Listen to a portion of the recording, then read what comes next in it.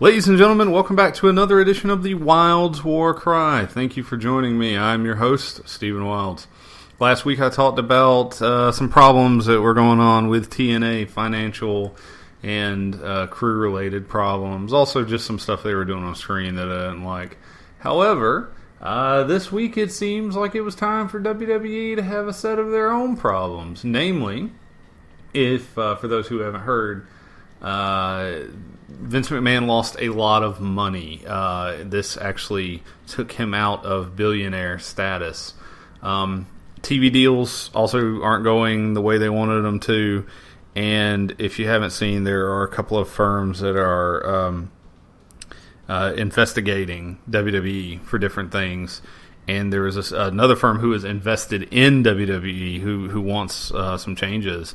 This is the problem, I think, when you have an empire that is a publicly traded company. And it just seems kind of fitting because last week I titled the episode something about empires falling. And sometimes I think that's a good thing. I don't know if I really have ever gone fully into this. I know with one of my articles, particularly about TNA, I was saying that them selling the company off might be a good move for the company as a whole for fans. And I kind of want to expand on that this week by saying, I think it would be really good if WWE took some serious hits. Now, it wouldn't be good in the short run. It wouldn't be good for the talent. But I think the change could do a lot. And let me start by explaining that WWE is the biggest. They're the biggest wrestling company. They have so much money. Several people have said no one can overtake them and they're not just going to fall. Well, that is true. And I see why people say that. And these are not just, average Joes saying this. These are people who know the business and know what's going on. However, something that a lot of people don't take into consideration is that WWE takes a lot of risks. They are a company that understands that to make money and to be the top dog, you have to spend money and you have to take risks. Recently, the biggest risk, obviously, was the WWE Network. It was a huge risk. It was a lot of money. It was a lot of time. It was tons of manpower. Now, they took a lot of shortcuts by not paying a lot of their production staff and stuff like that more, but having them work on content way before the WWE Network even launched, but for stuff that was going to go either there or, other homes, wherever they could get the most money.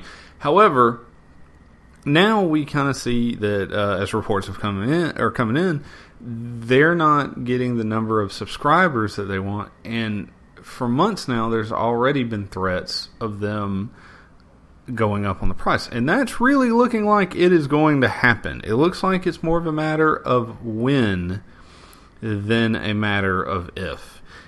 And the thing is that I think WWE is an empire that could fall, but it's going to take a lot. It's going to take a lot of things not working in their favor. It's going to take a lot of things happening at once.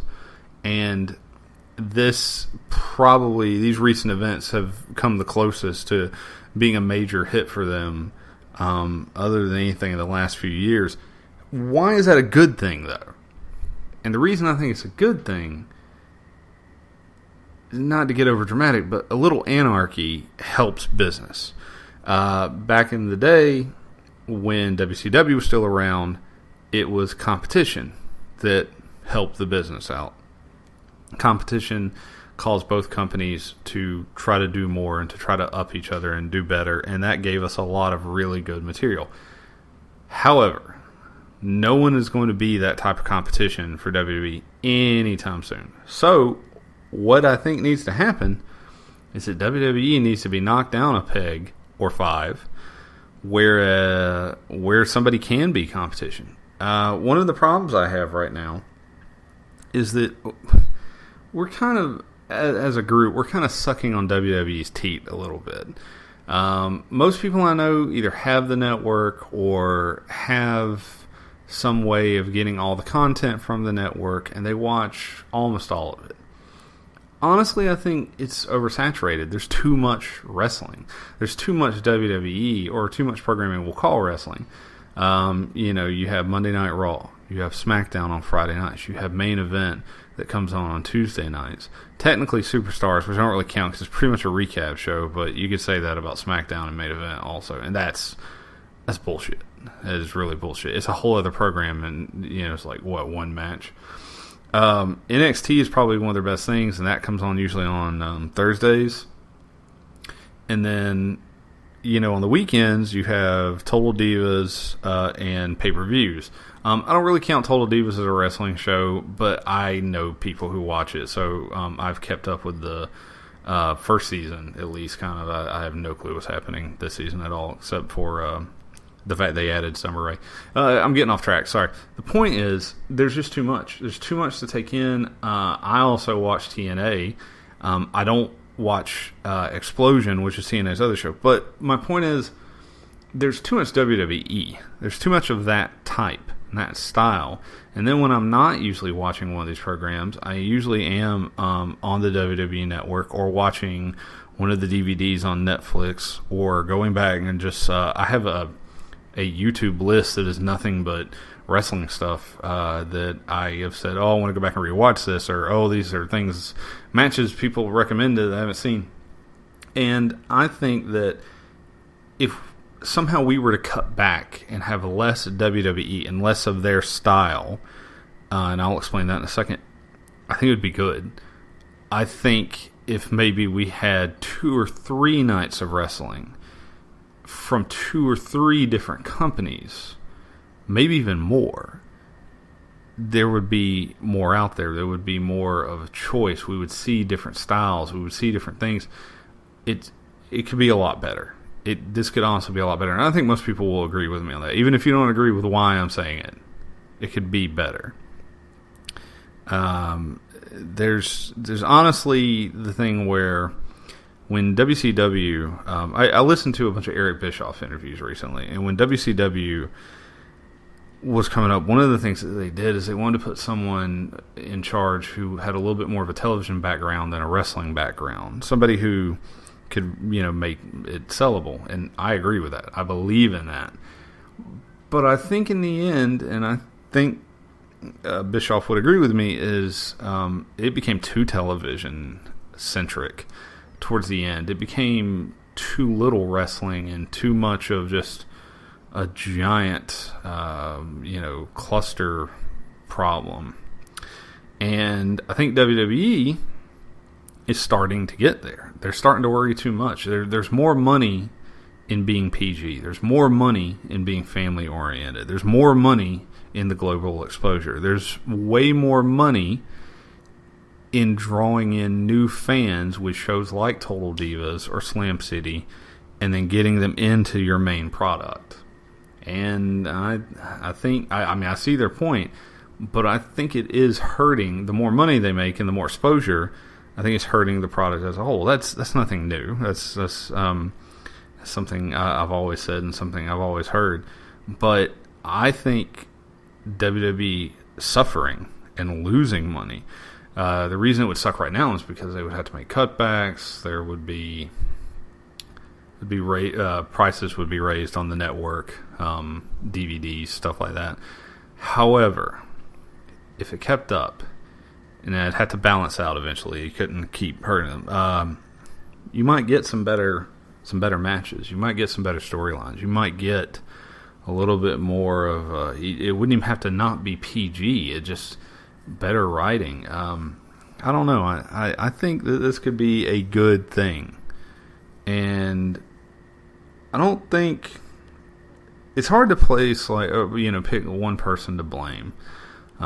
Triple H, I think, is doing an amazing job, and I think he'll continue to do a great job afterwards. I have a lot of faith in Triple H, maybe more than I should have, to be honest. But that'll continue, and it's not any one person's fault. Like for McMahon, in my opinion, making a lot of bad decisions. This particularly is not his fault, but a lot of his decisions over time, I think, have been too money influenced. And he's, I don't know. Some people say he's a genius. Maybe not a genius, but he knows how to make money. That's for sure. And unfortunately, the TV deal not doing what he wants and other just aspects of it. I need this to make him a desperate man again, because that's what happened. And maybe he's too old at this point to get that desperate again. He's up there and he has a lot more support. It's a much bigger empire now.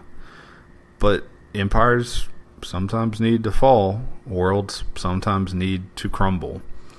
And I would really like to see WWE knock down several pegs to equal out some of these things. Now, the other thing is that when it gets knocked down, other companies would have to kind of rise up and take some of that place. And when one company falls, it opens up some territories and some areas for different companies. And I don't know if Global Force Wrestling or TNA or ROH is willing to step up there, but imagine with me for just a second how nice it would be if let's say they got rid of all the shows except for SmackDown and Raw. Let's just go with me here. This will never happen. But that opened up TV deals for places who realize, wrestling might not be doing so well, but we can get it kind of cheap, and they get a cheap deal with ROH. Again, not likely to happen. However, or this new one, Global Force Wrestling, and we get kind of a revival of some of these older school matches. I was watching Lucha Libre USA the other day. I had it on in the background while I was writing something, and it's just, those were some great fun matches, and that was a show I actually really wanted more of. Or even something as cheesy and as bad production-wise as a Wrestling Society X. The action was good, and it got me interested because it was so different. It was just something different. It was the offer of something different than what was on right now. And again, I know I'm not the first person to say this. I'm not trying to say this is the original idea. But with the events that have happened lately, I'm really, really rooting against the WWE. And I understand, and you should understand this too, that the best way to do it is you speak with your money. You don't pay for the WWE Network. You don't watch Raw. If you really want to hurt them, you don't do these things. You don't buy the merchandise. You really can speak with your money, and especially if a lot of people do this, it makes a difference. The problem is we're all kind of addicted, I think. Almost everyone I know is still watching Raw, or at least still keeps up with it, Even the people who say they're not going to watch it again still, wait a couple months, they go back to it. Or all their friends watch it, and so they want to be able to talk to their friends about it. I totally get it.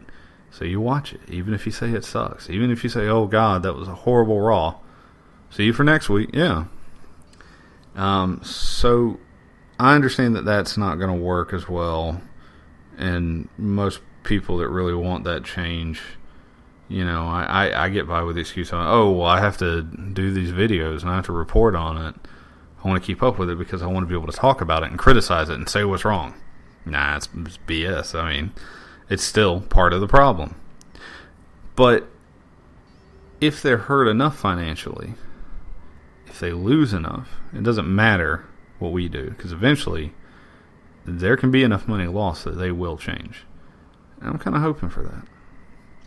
But anyway, if you have any ideas about this, or if you think I'm crazy or whatever, leave a comment on the video, or you can follow me on Twitter @StephenWilds. But until next time, this has been the Wilds War Cry.